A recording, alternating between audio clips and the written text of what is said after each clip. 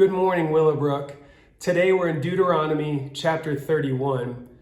And in our chapter today, we read that Israel is finally about to enter the promised land. And then we also read that it's near the end of Moses' life, and therefore Joshua is commissioned to be the new leader of Israel. You know, as I read through this chapter today, I noticed a command that reappeared several times in the chapter. And the command essentially is this: to be strong, to be courageous, to not be afraid. Now, there is a command, but there's also a promise that makes that command possible. And the promise is that God will be with you, that He'll never leave you, He'll never forsake you.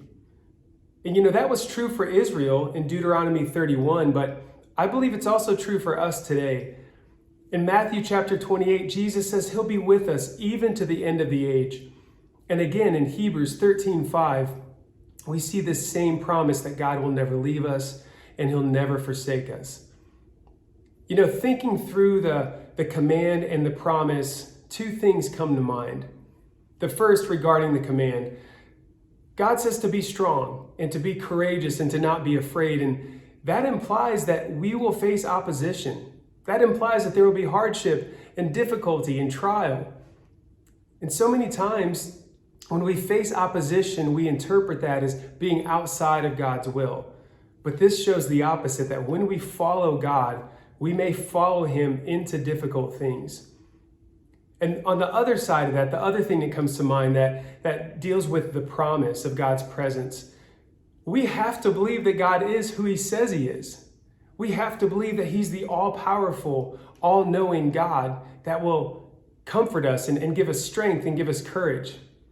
Because if we don't believe that, we won't follow where He leads. That's really important. Where do you stand on that?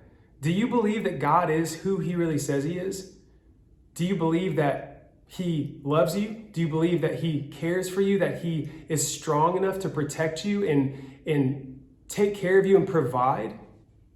When this video ends today, I want to challenge you to take a moment and ask yourself that question. Be honest with yourself, but more importantly, be honest with God.